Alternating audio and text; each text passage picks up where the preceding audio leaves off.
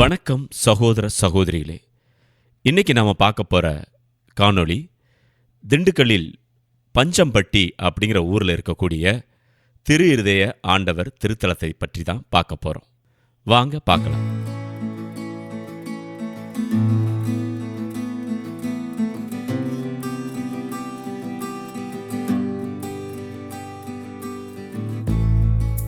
இந்த ஆலயம் ஒரு பழமையான ஒரு ஆலயம், பாரம்பரியமான ஆலயமும் கூட. திண்டுக்கல்லிருந்து மதுரை தேசிய நெடுஞ்சாலையில் அமைந்திருக்கின்றது. திண்டுக்கல்லிருந்து 8 கிலோமீட்டர் தொலைவிலும், மதுரையிலிருந்து 55 கிலோமீட்டர் தொலைவிலும், செம்பட்டி அந்த ஊரிலிருந்து 6.5 கிலோமீட்டர் தொலைவிலும் அமைந்திருக்குது இது.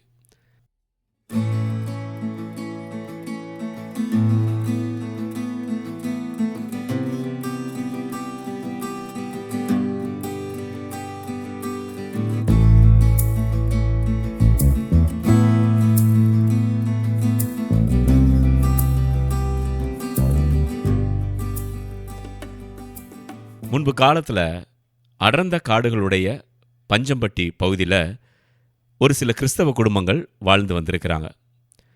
கிபி 1725 ஆண்டிலிருந்து கிபி 1830 ஆண்டு வரையில் வருடத்திற்கு 4 அல்லது 5 முறை பாண்டிச்சேரியிலிருந்து அருட்பணியாளர்கள் வந்து மக்களை ஆன்மீகத்தில் வளர செஞ்சுருக்காங்க.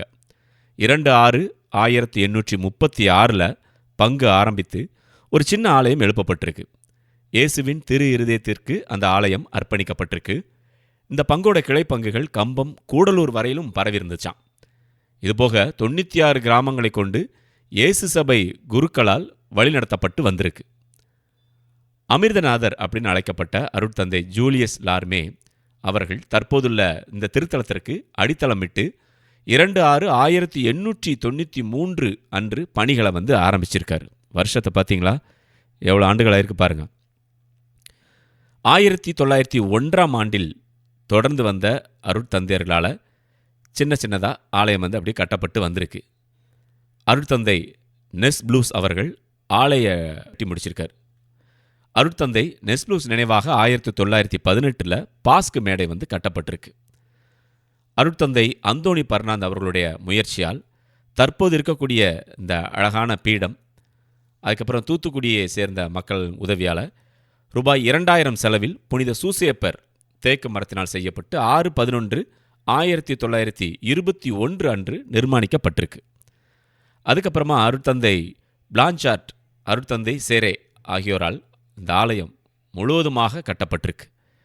1946 அருட்தந்தை மரிய சூசே அவர்கள் இங்கே இருக்கக்கூடிய அந்த லூர்து அன்னை கெபியை வந்து கட்டியிருக்கிறாங்க.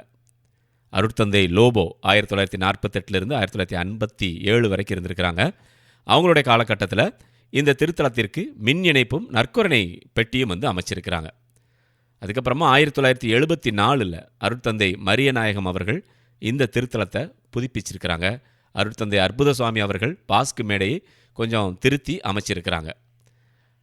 அதுக்கப்புறமா பார்த்தீங்கன்னா அருட்தந்தை செல்வராஜ் அவர்கள் இந்த திருத்தலத்தை அழகுற சீர்படுத்தி கெபியின் முன்பு அன்னையின் அரங்கத்தை கட்டியிருக்கிறாங்க. குருக்களோட இல்லமும் புதுப்பிக்கப்பட்டிருக்கு. இப்படி நிறைய விஷயங்கள் நம்ம சொல்லிகிட்டே போகலாம் ரொம்ப அழகான இந்த ஆலயத்தை பற்றி. இந்த பங்கினுடைய சிறப்புகள்னு பார்த்திங்கன்னா 184 ஆண்டுகள் பழமை வாய்ந்த ஒரு ஆலயம். திண்டுக்கல் மறை மாவட்டத்திலேயே தோன்றிய பங்கு இது. 1836 வட்டார முதன்மை திருத்தலம், அமலவை கன்னியர் சபை தோன்றிய இடம். இந்த திருத்தல பீடத்தில் இருக்கக்கூடிய 5 சுரூபங்களும் ஜெர்மன் நாட்டிலிருந்து கொண்டு வரப்பட்டதான். பாருங்கள், ஒரு பெரிய நற்கருணை பேழை இங்கே இருக்குது. பாரம்பரிய பாஸ்கு திருவிழா நடக்குது. ஜெபமாலை மாதா பீடம் தமிழ்நாட்டில் ஒரு சில ஆலயத்தில் மட்டும்தான் இது இருக்குதான், அது இங்கே இருக்குது. மாதா மரத்தடியில் காட்சி கொடுத்த இடம், 2 புனிதர்களுக்காக காத்திருக்கும் பங்கு இது.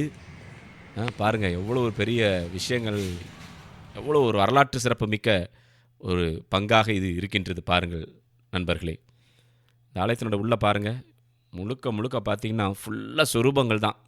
எல்லா புனிதர்களுடைய சுரூபங்களை இங்கே பார்க்கலாம். அவ்வளோ தூரத்துக்கு ரொம்ப அதிகமாக இருக்குது. இங்கே பார்ப்பதற்கே நம்ம ஒவ்வொரு புனிதரையும் வந்து பார்த்து ரசிச்சுட்டே இருக்கலாம். அவ்வளோ தூரத்துக்கு நமக்கு தெரிஞ்ச எல்லா புனிதர்களையும் இங்கே வந்து வரிசைப்படுத்தி வச்சுருக்கிறாங்க. நீங்கள் இந்த திண்டுக்கல் மாவட்டத்திற்கு வந்தீங்கன்னா பஞ்சம்பட்டியில் இருக்கக்கூடிய திரு இருதய ஆண்டவர் ஆலயத்துக்கு வாங்க, இந்த ஆலயத்தை பாருங்கள், இறைவனின் அருளை பெறுங்கள். பாருங்கள், ஆலய வளாகம் பாருங்கள், எவ்வளோ அழகாக இருக்குன்னா ஒரு வளாகம் பாருங்கள், அருமையாக வச்சுருக்கிறாங்க. இந்த ஆலயத்தில் இங்கே பாருங்கள், கொடிமரம் பாருங்கள், அழகான ஒரு பித்தளையால் செய்யப்பட்ட அற்புதமான ஒரு கொடிமரமும் இங்கே அமைச்சிருக்காங்க. பாருங்கள் நண்பர்களே,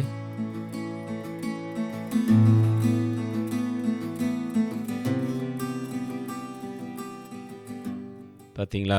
என்ன பிரமாதமாக இருக்குது பாருங்கள். ஒரு பெரிய ஆலய வளாகம். இந்த சிலுவை பாதைக்கான இதெல்லாம் பாருங்கள், காம்பவுண்டு ஃபுல்லாக பண்ணியிருக்கிறாங்க, சுற்றி வர்ற மாதிரி. பெரிய வெள்ளி நேரங்களெல்லாம் வந்து எப்படியும் ஆலய வளாகத்தில் வச்சு தான் சிலுவை பாதைலாம் இது பண்ணுவாங்க இல்லையா, நடத்தப்படும். ஸோ அதுக்கேற்ற மாதிரி பார்த்திங்கன்னா ஆலய வளாகத்தில் மிகப்பெரிய சிலுவை பாடுகளுடைய அடையாளங்கள்லாம் அங்கே வச்சிருக்கிறாங்க. அற்புதமான இந்த ஆலயத்தை நீங்கள் காண வேண்டும் என்று எண்ணினால் திண்டுக்கல்லில் பஞ்சம்பட்டி ஊருக்கு வாருங்கள், ஆண்டவரின் அருளை பெறுங்கள்.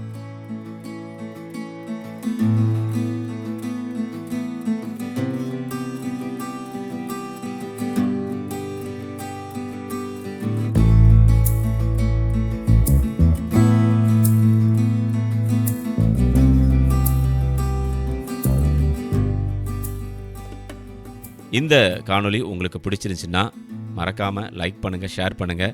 இது வரைக்கும் நம்ம சேனலை நீங்கள் சப்ஸ்கிரைப் பண்ணாமல் இருந்தீங்கன்னா ப்ளீஸ் எனக்காக சப்ஸ்கிரைப் பண்ணி சப்போர்ட் பண்ணுங்கள். மீண்டும் மற்றும் ஒரு பதிவில் உங்களை சந்திக்கின்றேன். அதுவரை உங்களிடமிருந்து வணக்கம் கூறி விடைபெறுவது உங்கள் அன்புக்கு சொந்தமான உங்கள் அன்பு அறிவிப்பாளர் ஆர். ஜூடு. வணக்கம் அன்புள்ளங்களே.